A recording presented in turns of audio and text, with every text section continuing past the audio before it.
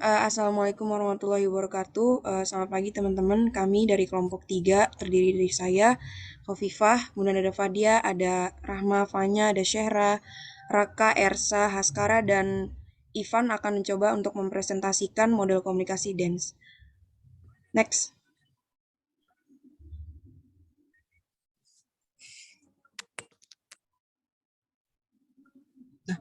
Hilang suaranya.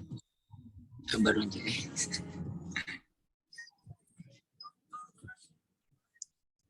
Frank Edens. Frank Edens adalah seorang profesor ilmu komunikasi di University of Denver, Amerika, yang lahir pada tanggal 9 November tahun 1929. Ia menemukan model komunikasi bernama Helical Model of Communication. Next.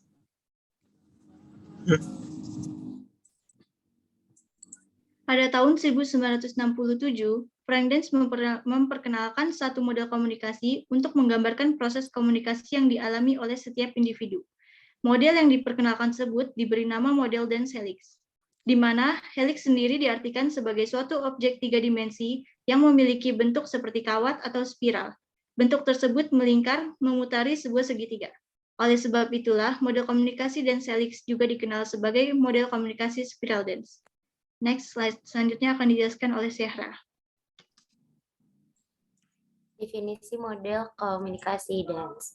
Model komunikasi yang dikemukakan oleh Frank Edens ini dikaji sebagai pengembangan dari model sirkular dari Osgood dan Scrum.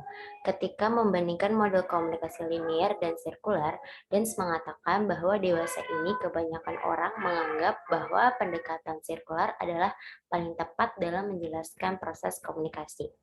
Next. Nah, model helix yaitu suatu bentuk pelingkar yang akan semakin membesar dan mengarahkan pada pemahaman bahwa komunikasi juga akan semakin berkembang besar. Di sini ada 3 poin penting dari model komunikasi dance. Yang pertama itu pertukaran informasi yang mendasar. Maksud dari poin pertama ini dijelaskan bahwa poin pertama ini hanya pertukaran informasi dasar-dasar saja. Lalu ada poin kedua, komunikasi merupakan hasil belajar. Karena tadi pada poin pertama ini hanya pertukaran informasi secara mendasar, di poin kedua ini level komunikasinya itu semakin berkembang karena komunikasi juga merupakan hasil belajar. Dan poin ketiga ada feedback berdasarkan, next ke bawah dikit,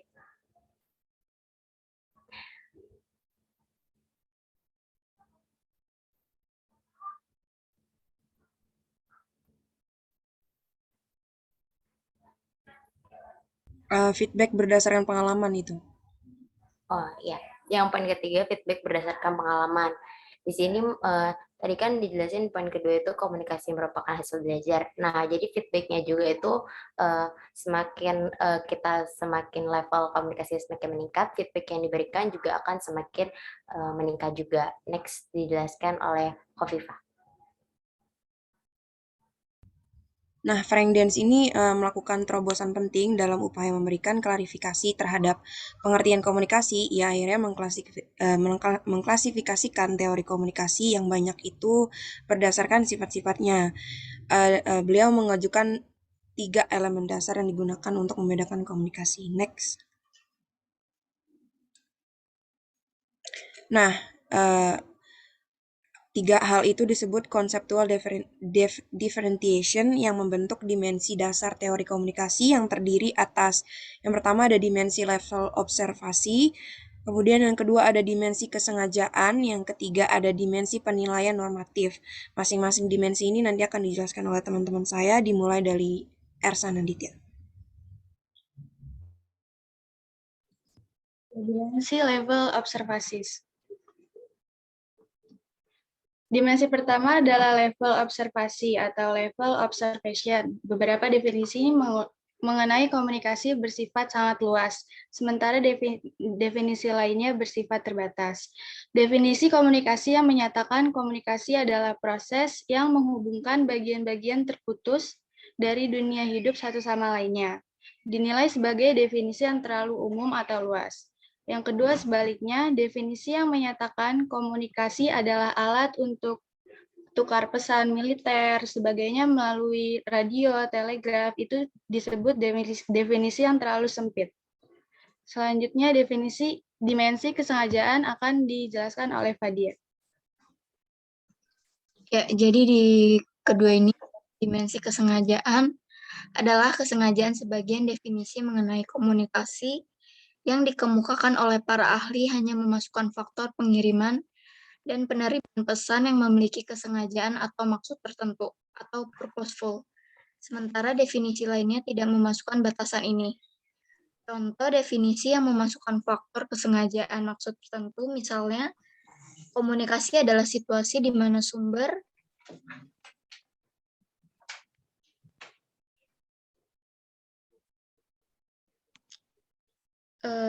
mengirimkan pesan kepada penerima dengan sengaja untuk mempengaruhi tingkah laku penerima. Selanjutnya akan dijelaskan sama siapa?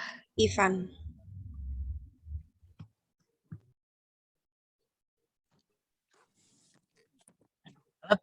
Dimensi penilaian normatif. Dimensi penilaian normatif sebagian definisi mengenai komunikasi, memasukkan pernyataan keberhasilan atau keharutan. Sedangkan definisi lainnya tidak memiliki penilaian implisit semacam itu. Definisi berikut ini misalnya menganggap sebuah proses komunikasi selalu berakhir dengan kesuksesan. Komunikasi adalah pertukaran verbal dari pemikiran dan gagasan.